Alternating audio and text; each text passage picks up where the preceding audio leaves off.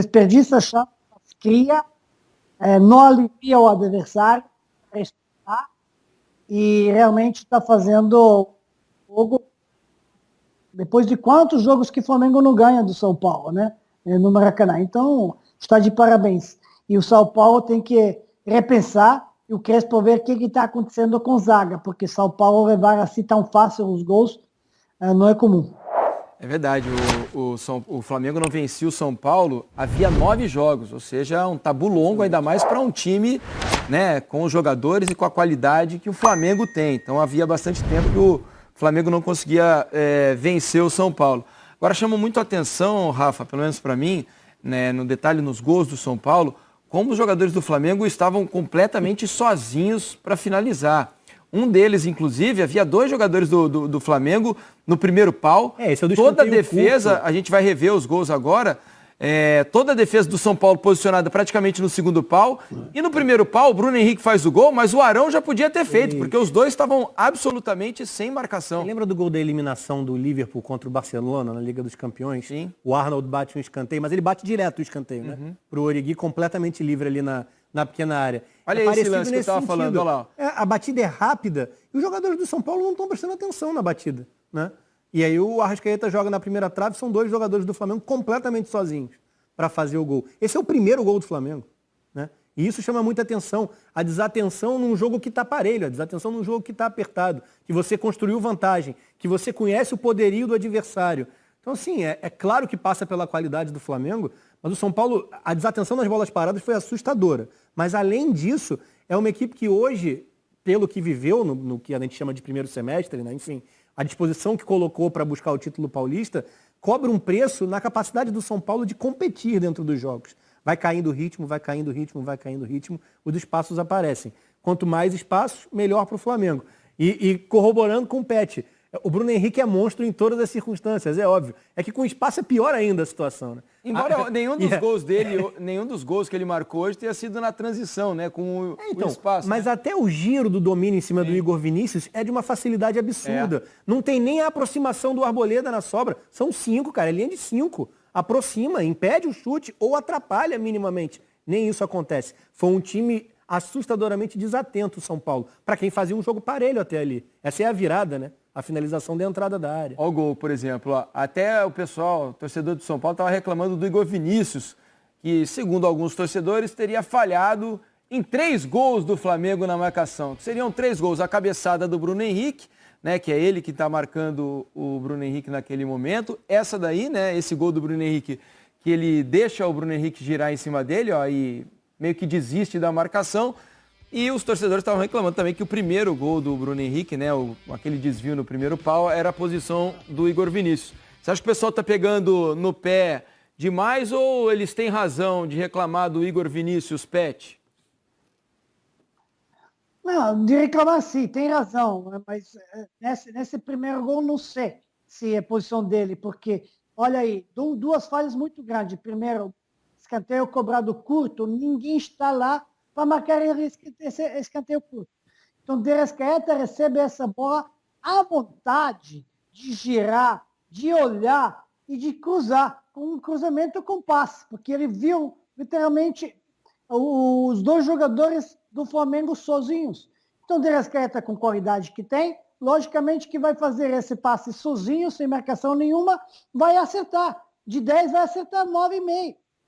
Então, agora, nesse terceiro gol do Bruno Henrique, será que o Igor Vinícius é a pessoa adequada na marcação do Bruno Henrique?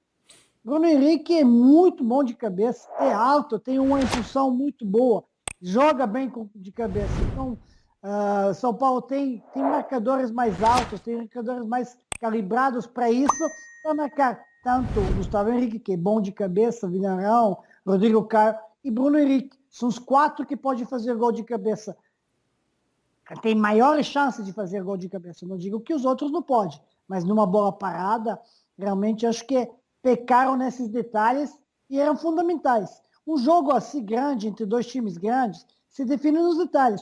Como o São Paulo abriu o placar um detalhe, bola na pequena área, o cruzamento, falha na marcação, de um pouco de atrasado o Gustavo Henrique, não sei, bola forte também, acho que era difícil para Diego Alves sair nessa bola, mas sempre se fala, quando o goleiro toma gol da área pequena, tem que sair. Nem sempre tem que sair. Teve jogadores muitos aí, bola muito no primeiro pau, muito forte, muito bom cruzamento.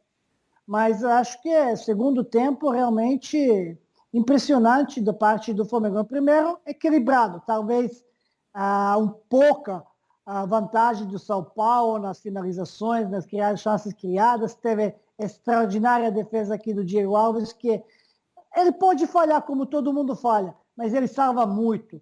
Ele cresce muito nos jogos importantes, nesses momentos cruciais, que quando tem que salvar um gol, ele aparece e mostra a cara, e mostra que grande goleiro realmente.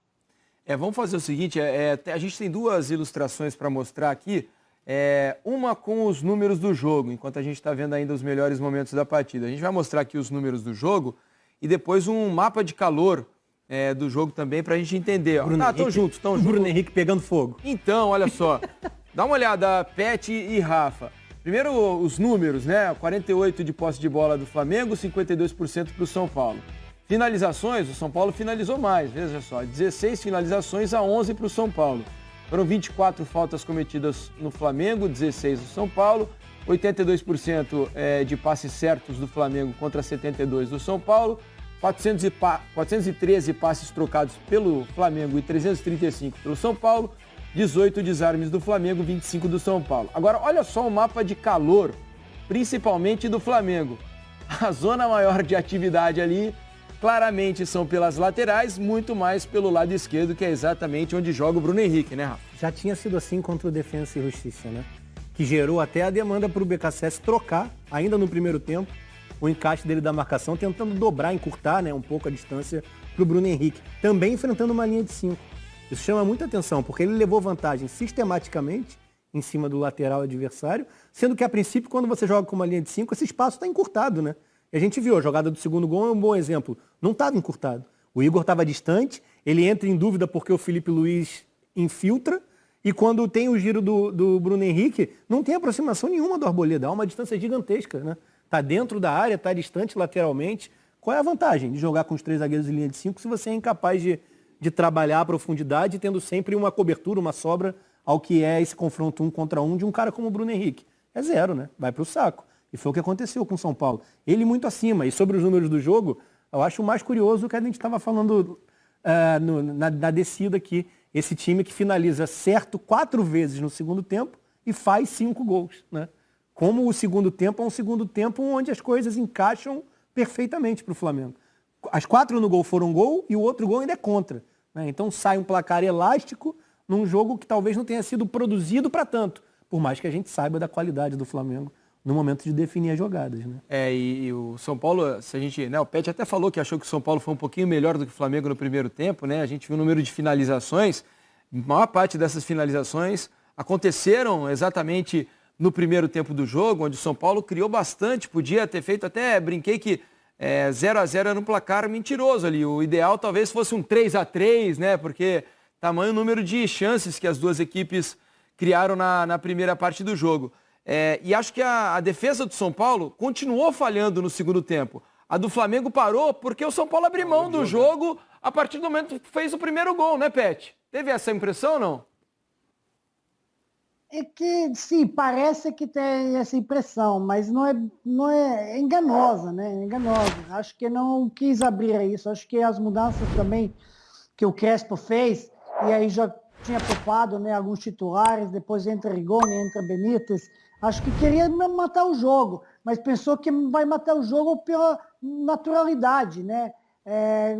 Continuidade de jogadas, esperar a falha, desespero do Flamengo. Só que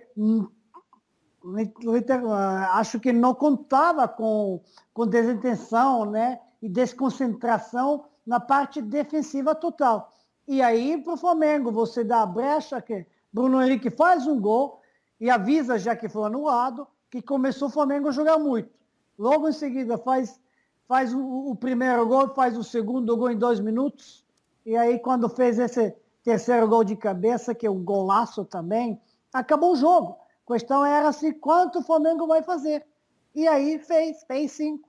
Fez 5 porque lá, depois desse, acho que São Paulo não teve nenhuma chance clara depois do terceiro gol, no final da partida. Não fez nenhuma chance clara. Eu não lembro uma chance clara que o São Paulo conseguiu construir no segundo tempo, na segunda parte do segundo tempo. O segundo tempo de São Paulo foi muito ruim, né? Muito ruim. Inclusive, o pessoal aqui na hashtag troca de passes está se manifestando aqui. O Eduardo Ribeiro diz o seguinte: Pet, 5-1 não tem explicação. A palavra é absurdo. A pergunta é, como esse time enfrenta o Palmeiras na Libertadores? Mas sabe como que é, Felipe? É um dia atrás de outro. Um dia você não dá nada certo. O primeiro tempo foi bom, o segundo tempo apagão. Acontece. Aconteceu o apagão com a seleção brasileira na Copa do Mundo 2014. Tomou quantos gols em 5, 6 minutos? Tomou em 8 minutos, tem 3 gols, 4 gols. Então, vai tirar lições. Dificilmente que repita umas falhas tão grotescas em breve futuro, né, e contra um jogo tão importante. E quando se encontram dois grandes do São Paulo, um clássico, você não tem previsões. Palmeiras, por exemplo, ganhou agora do Fluminense e não convenceu nessa vitória, por exemplo, contra o Fluminense. Contou um pouco com a sorte e gol contra. E aí pode acontecer tudo. Acho que um jogo, cada vez, não tem nada a ver um com o outro. Acontece, o Flamengo aproveitou muito bem, o Flamengo está em uma fase boa agora, crescimento, acho que a contratação do Renato caiu muito bem, e não tenho mais dúvida, resultado muito imediato. Eu tinha, inclusive, preocupação, né, depois do primeiro jogo, de que realmente, depois do primeiro jogo não, porque o primeiro jogo não jogou bem, mas que teve contra a Defensa e Justiça, 4-1 já logo o resultado, uma vitória convincente, depois veio Bahia 5-0, aí voltam os jogadores, né, joga o Gabigol primeiro jogo, já mete o 3, agora mete Bruno Henrique 3, e essa dupla do ataque parece que agora, quando um não está, aparece outro, e quando aparecem os dois, e ainda falta outro jogador.